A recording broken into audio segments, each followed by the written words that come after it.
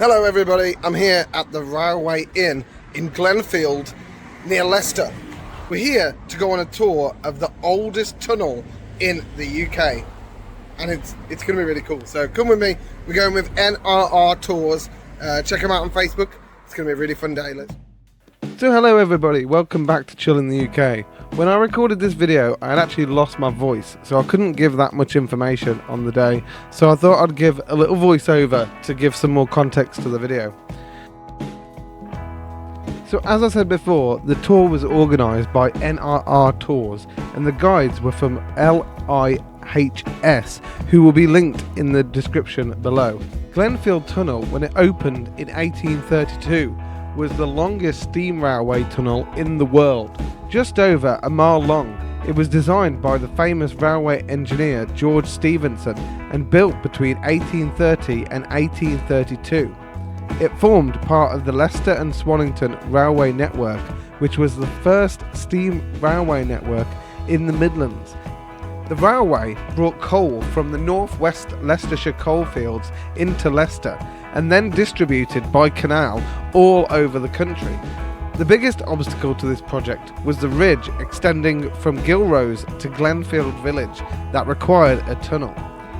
Its construction proved a huge challenge, with engineers having to line it with bricks made on site. The project ran heavily over budget but resulted in a tunnel that remained in use for over 130 years. It was such a privilege to get to go into Glenfield Tunnel and to be taken around by people that genuinely care about preserving the history of the world around us. Yeah, it was just a great day, so I hope you enjoy this video. Don't forget to hit subscribe and like it if you've enjoyed it, and share it for anyone that you think might find this interesting. Thanks everybody, hope you enjoy it.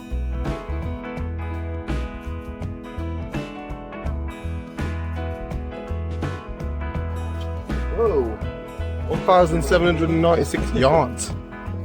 That's a lot of yards. And this is where we're going. I think Chris has given you a bit of background to the Leicester and Swannington Railway, but it's one of the very first railways in the steam-operated railways in the country. By some accounts, the fourth oldest one. It was built primarily to bring coal from northwest Leicestershire around the Colville area to Leicester, but right from the beginning it did carry passengers. It opened in the first section opened in 1832 when the first passenger train ran through here.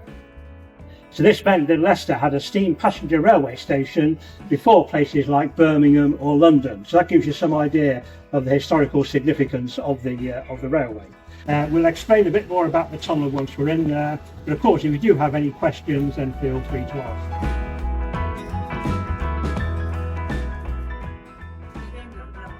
Right, just to recap on a few key facts about the tunnel. Opened in 1832, closed in 1966.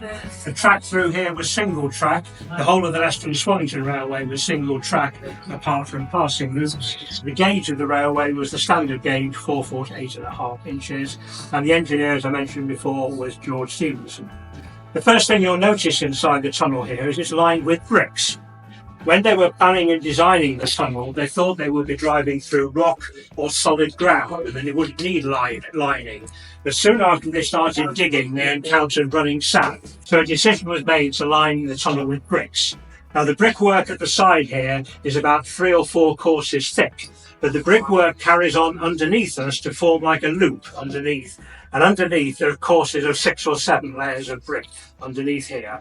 Now, we've estimated there's about 5 million bricks involved in lining this tunnel. Most of the bricks that were made to line the tunnel were actually made just outside the tunnel here on site in Glenfield. That's where the bricks were made. When this tunnel was built, it was the longest steam-operated railway tunnel in the world. So obviously no one had constructed such a similar length railway tunnel before. But they had experience of constructing similar length or even longer canal tunnels. And so the same principles for designing canal tunnels were used for constructing and designing this tunnel. Similarly, the profile of the tunnel is like that of canal tunnels at the time.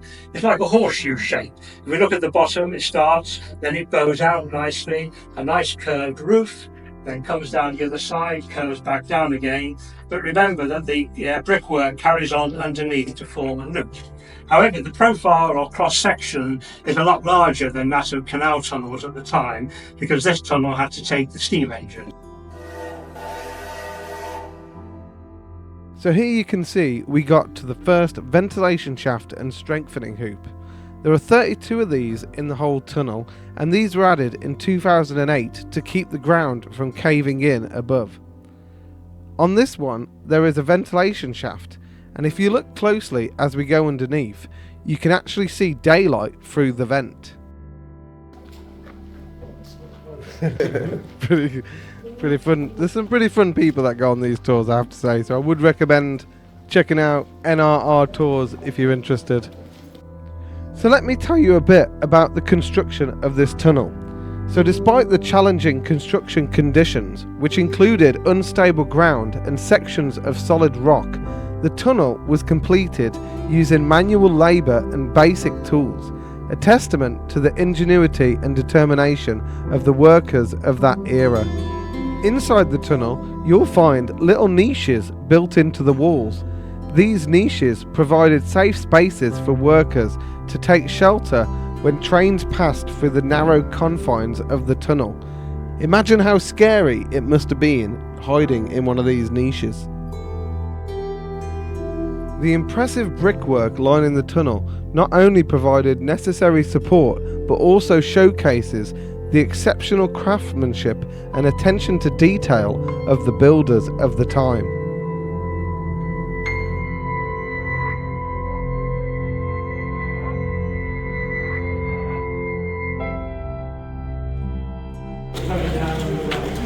Oh yeah. Will it get wet? Watch the puddles. Wow, look at the holes that it's made in the floor. Is that like the drips? That is so crazy.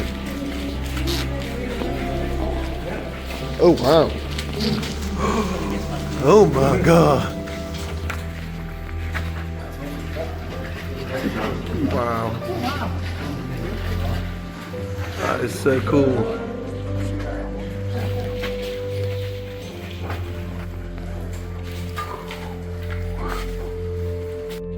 Okay, we're now at the third ventilation shaft, and this is the first construction shaft.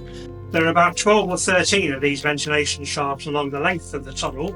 About half of them are by the side of the road, about half of them are in people's garden. The whole of the tunnel, including the ventilation shafts, are listed buildings. If you're lucky enough or unlucky enough to have one of these in your garden, you can't knock it down, you can't convert it into a summer house or greenhouse, you have to leave it as it is there. So this was the end of the road. Well, the end of the tunnel anyway. Or at least the end of the tunnel for us, as this was as far as the public can go. But I decided to take my opportunity to ask a question I was interested in, and that was about paranormal activity.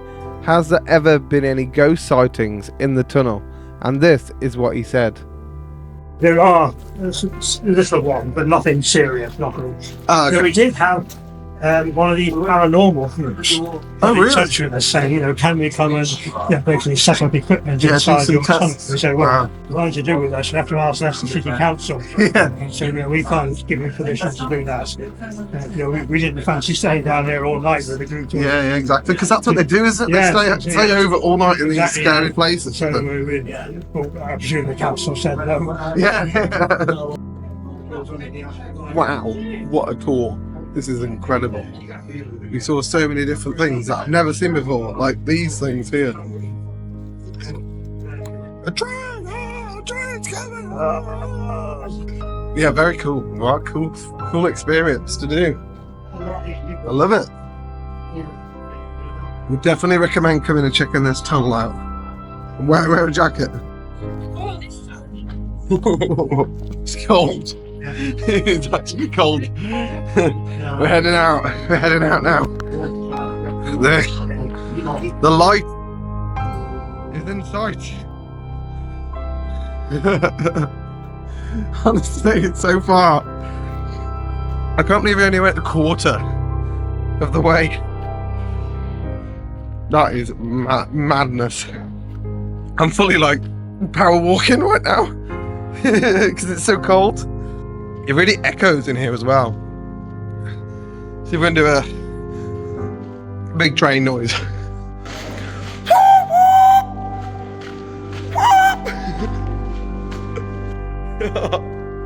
The echo is amazing. I think that was actually a pretty good train, you know. Oh man, what a walk that was. You can see how fast I walked. I just left them in the dust. Left them in the dust.